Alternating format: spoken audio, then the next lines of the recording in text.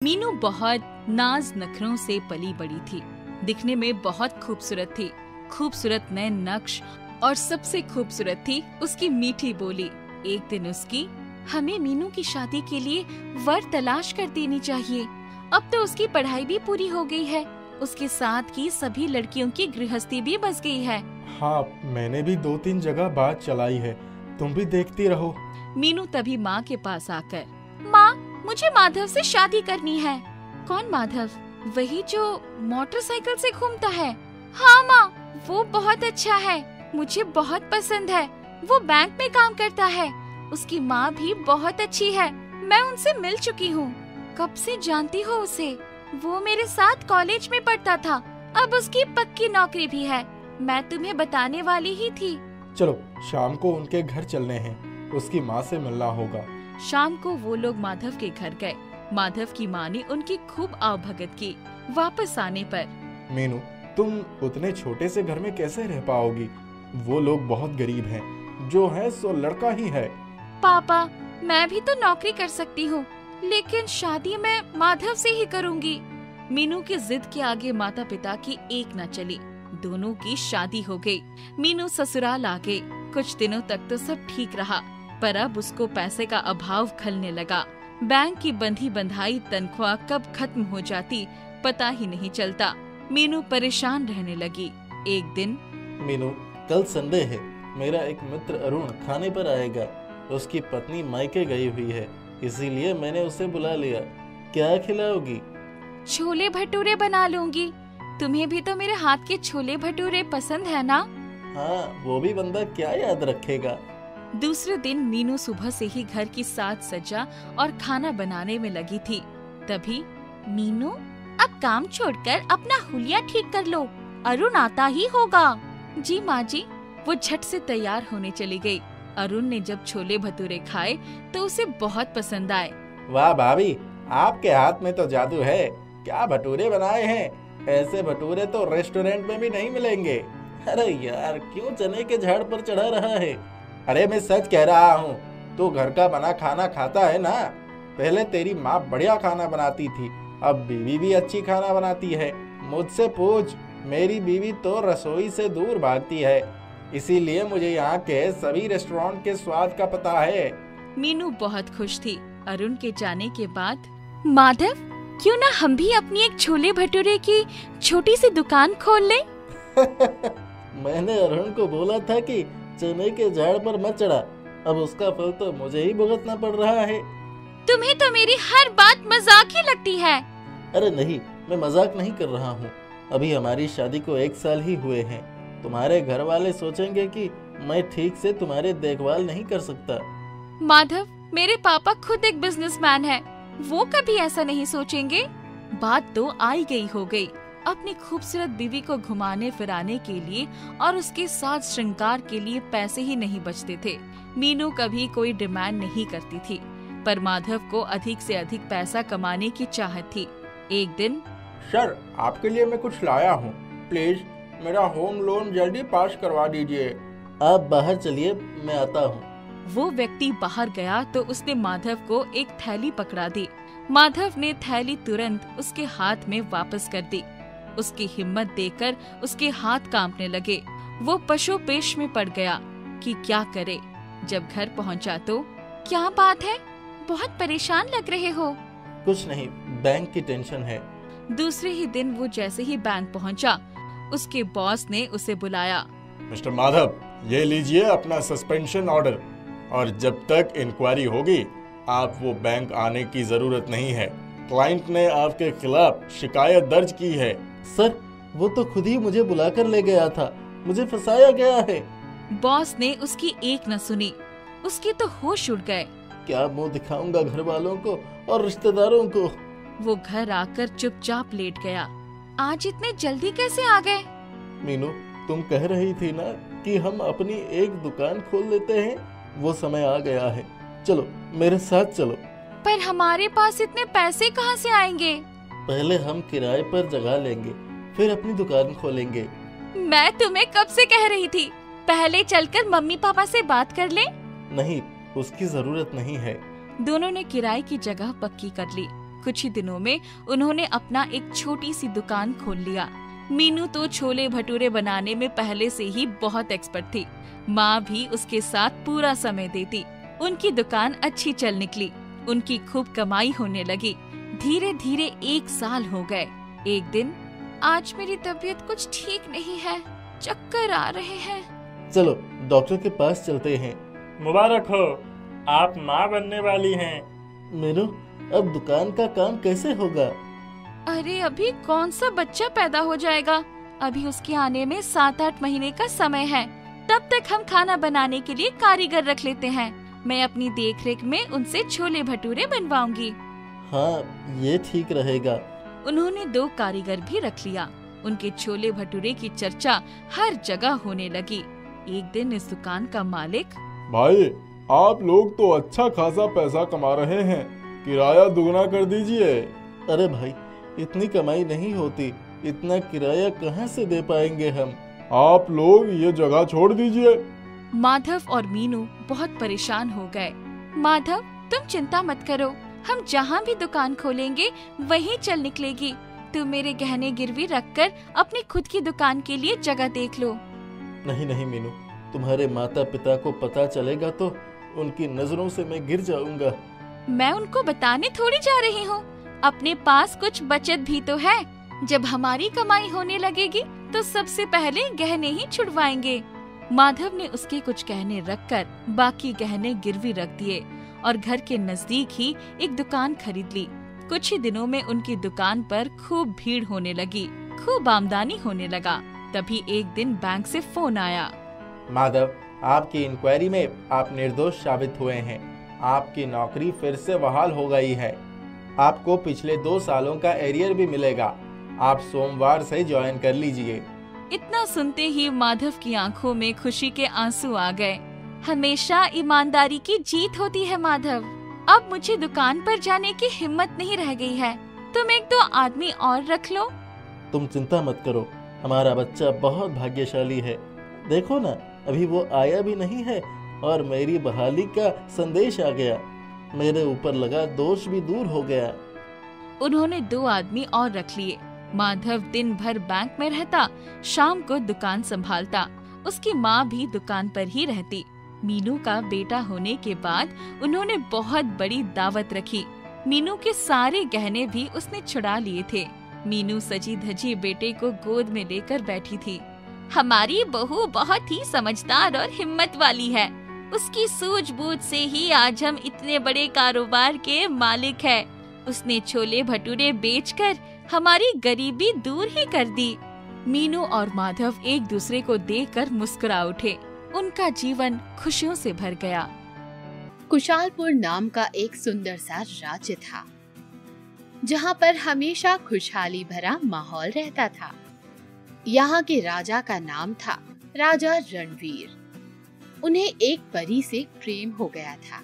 उस परी का नाम था परी माधुरी। वो परी लोक की सबसे सुंदर परी थी। फिर वो दोनों शादी कर लेते हैं। शादी के कुछ सालों बाद रानी माधुरी एक सुंदर सी बच्ची को जन्म देती है, जिसका वो नाम रखते हैं मोहिनी।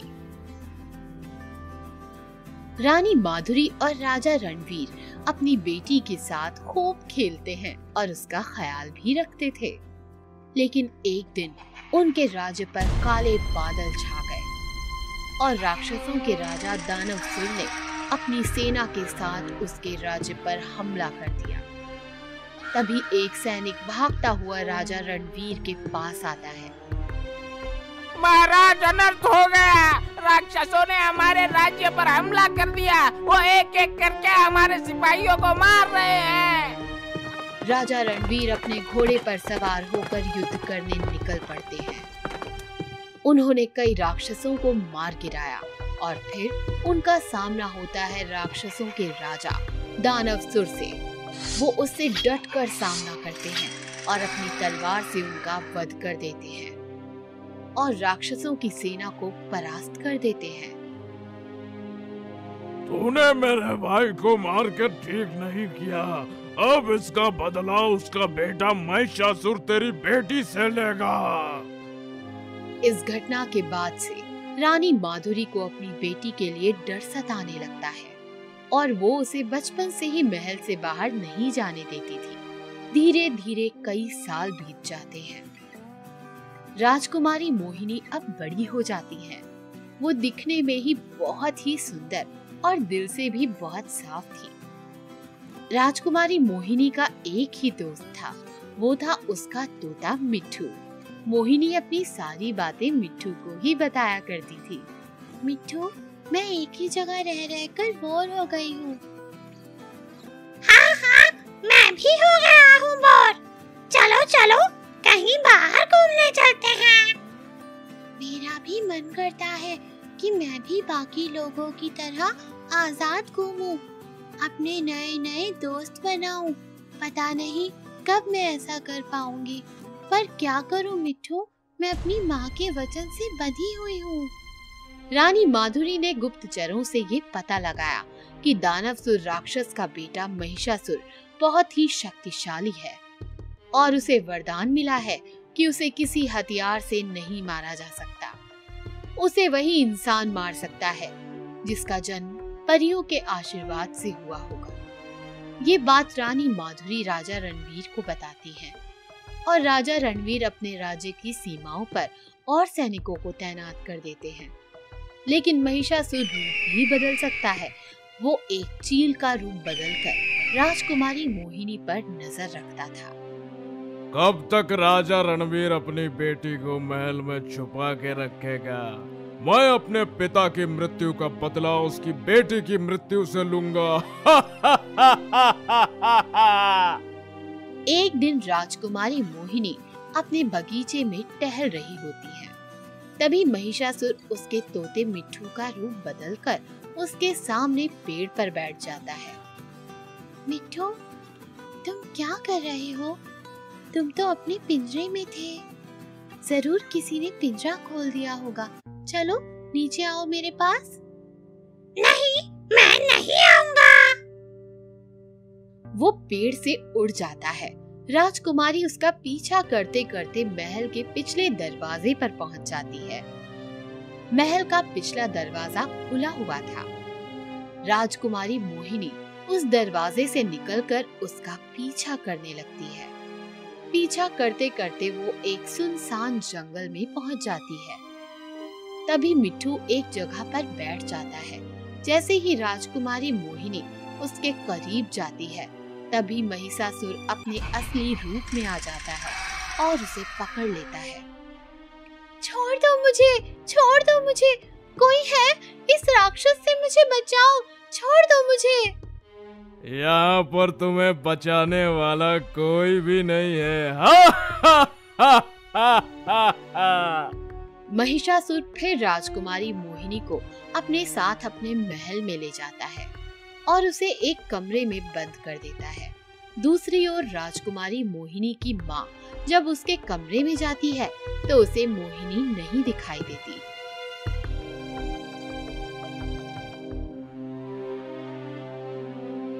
वो बहरूपिया मोहिनी को ले गया।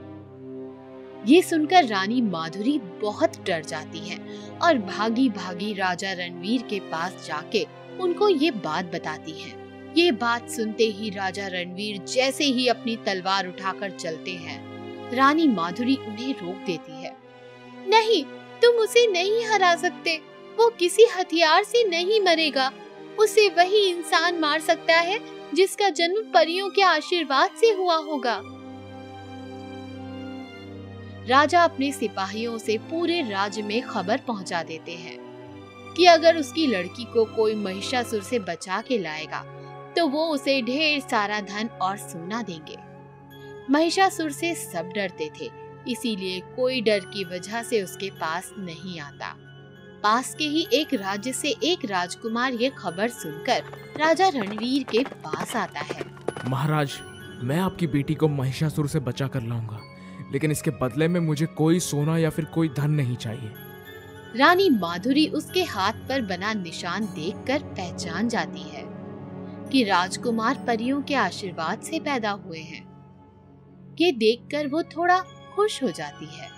बेटा, राक्षसों के राज्य में घूमना इतना आसान नहीं है। उन्होंने अपनी राज्य की सीमा पर काली शक्तियों से दीवार बना दी है, जिसे कोई बिना जादू के पार नहीं कर सकता। लेकिन महारानी जी, उनके राज्य में घुसने का कोई तो तरीका होगा।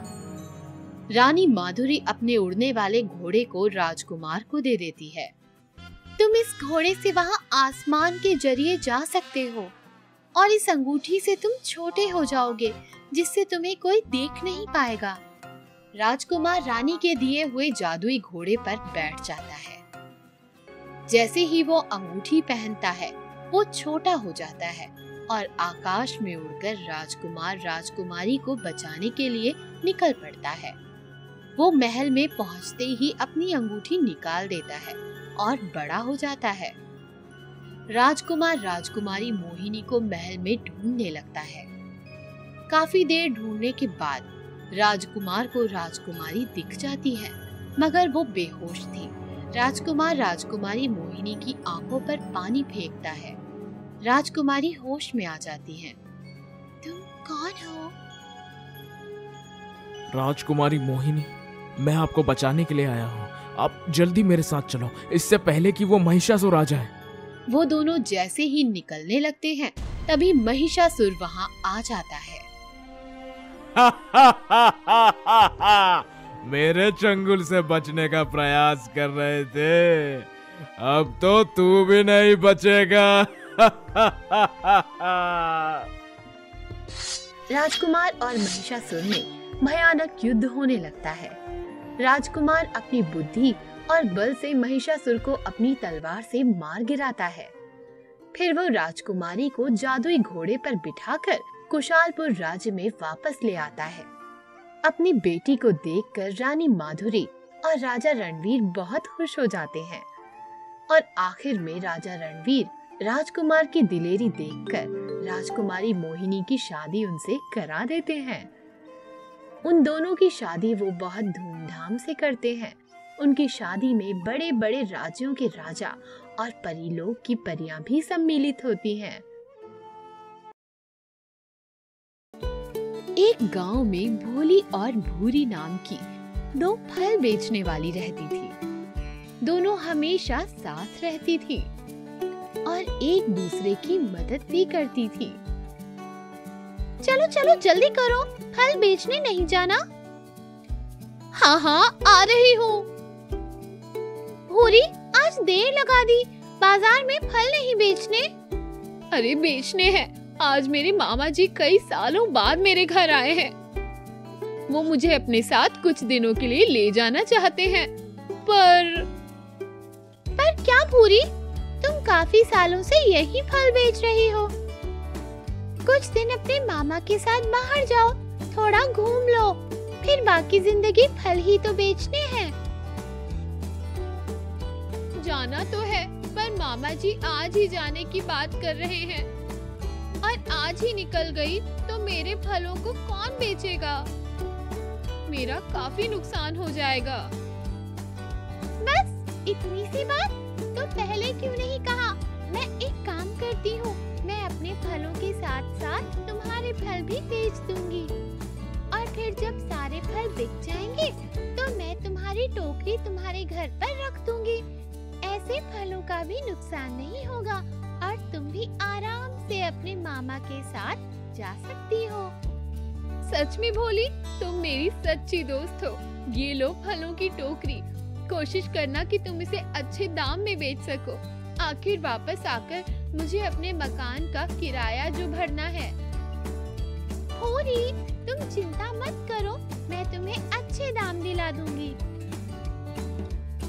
भोली की बात सुनकर भूरी खुशी खुशी अपने मामा जी के साथ घूमने निकल गई। भूरी के जाने के बाद भोली अपनी पड़ोसन रुक्कू के साथ मिलकर फल बेचने निकल पड़ी। रुक्कू बड़ी ही चालाक थी। वो कभी किसी का भला नहीं चाहती थी, पर पड़ोसी होने के कारण भोली उसको नजरअंदाज नहीं कर सकती थी। कुछ देर चलने के बाद, अरे भोली, चलो मैं तुम्हारी मदद करती हूँ। तुम अपने फलों को बेचने के लिए मेहनत करो। भूरी की फलों की टोकरी मुझे दे दो। नहीं नहीं भूरी, नहीं, भूरी की टोकरी की जिम्मेदारी मेरी है।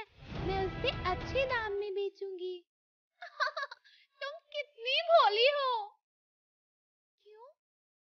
देखो, यहाँ तुम दो फलों की टोकरियों को कड़ी धूप में बेचने निकली हो और वहाँ तुम्हारी सहेली भूरी ऐश कर रही होगी। ऐसा मत कहो रुको, भूरी बहुत गरीब है। आज सालों बाद उसके मामा जी उसे घुमाने ले गए हैं। होली, तुम सच में बेवकूफ हो। चलो एक काम करो, ये टोकरी मुझे दे दो। मैं ये सारे फल रईस जमींदार को बेच आती हूँ और जो भी पैसे मिलेंगे वो आधे आधे बांट लेंगे। रुक्कू की बात सुनकर भोली के मन में लालच भर गया और उसने भूरी के फलों से भरी टोकरी रुक्कू को दे दी। सही कह रही हो तुम भोली। रुक्कू की बात सुनकर भोली ने उसे भूरी के फलों की टोकरी दे दी। कुछ देर बाद रुक्कू खाली टोकरी हाथ में लिए वापस लौटी। रुक्कू, तुमने सच में सारे फल जमींदार को बेच दिए? हाँ। फिर तो तुम्हें काफी पैसे मिले होंगे। हाँ, आखिर जमींदार ने जो खरीदे हैं। तो अब लाओ मेरा हिस्सा। कौन सा हिस्सा? रुको, ये टोकरी भूरी की है। मैंने तुम्हें फल बेचने के लिए दी थी। ना फल तुम्हारे और ना टोकरी। अब ये सब मेरा है। और अगर तुमने किसी से कुछ भी कहा तो मैं सबको कह दूंगी कि तुमने भूरी की टोकरी चुराई है। रुक्कू की बात सुनकर भोली को अफसोस हुआ और वो चुपचाप गांव से निकल गई। कुछ दिन बाद जब भूरी वापस आई तो उसने भोली को हर जगह ढूंढा, पर वो कहीं नजर नहीं आई। तब उसने रुक्कू से भी पूछा, पर रुक्कू ने भी कोई जवाब नहीं दिया। पैसा ना होने के कारण भूरी को भी अपना घर छोड़ना पड़ा और वो जंगल में भटकने लगी। कुछ देर जंगल में चलते चलते वो एक पेड़ के नीचे सो गई। तब उसने देखा कि पेड़ पर एक छोटी सी टोकरी पड़ी है। टोकरी को देखकर भूरी ने सोचा, ये छोटी सी टोकरी मेरे बड़े काम आ सकती है। मैं इसी जंगल से कुछ फल ले जाती हूँ और बाजार में बेचती हूँ। फिर जो पैसे मिलेंगे मैं उससे अपना गुजारा कर लूंगी। भूरी ने जंगल से कुछ फल तोड़े और बाजार की ओर चल दी। बाजार जाकर उसने जैसे ही अपने फल बेचने शुरू किए तो लोगों की भीड़ इकट्ठी हो गई और देखते ही देखते उसके सारे फल खत्म हो गए थे। वाह, मेरी टोकरी तो खाली हो गई। काश कुछ और फल होते तो मैं थोड़े और पैसे बना लेती। फिर मेरे सर पर एक बार फिर छत होगी। भूरी ने जैसे ही मन में ये सोचा तो उसकी टोकरी से फूलों से भर गई। भूरी ये सब देखकर हैरान हो गई और उसने खुशी खुशी अपने फल बेचने शुरू कर दिए। ये फल भी जल्द ही बिक गए और टोकरी से भर गई। अब मेरी टोकरी 3 बार भर गई है। मुझे लालच नहीं करना चाहिए और अब मैं कल फिर से थोड़े फल बेचूंगी। भूरी हर रोज फल बेचती और पैसे बचाकर उनसे अपने लिए एक बड़ा घर खरीदा, पर वो हमेशा अपनी कमाई का एक हिस्सा गरीबों में बांट देती थी। एक दिन वो गरीबों को खाना बांट रही थी तो उसने देखा कि भोली भी वहाँ खड़ी है। भूरी को देखकर भोली ने अपनी नजर झुका ली और शर्मा कर वहाँ से निकलने लगी। तब, अरे भोली, कहाँ जा रही हो? मैंने तुम्हें कहाँ नहीं ढूंढा। भूरी, मुझे माफ कर दो। मैंने लालच में आकर तुम्हारा नुकसान करने की कोशिश की, पर देखो आज मेरी भी रोजी रोटी मुझसे छीन ली गई। पर क्या हुआ? भोली ने भूरी को सारी कहानी बताई। पहले तो भूरी को बहुत गुस्सा आया, पर फिर वो शांत हो गई। भोली, जो तुमने किया वो गलत तो है, पर अंत भला तो सब भला। अब तुम भी मेरे साथ चलो और मेरे साथ जादुई टोकरी से फल बेचो। आखिर एक दोस्त ही एक दोस्त के काम आता है।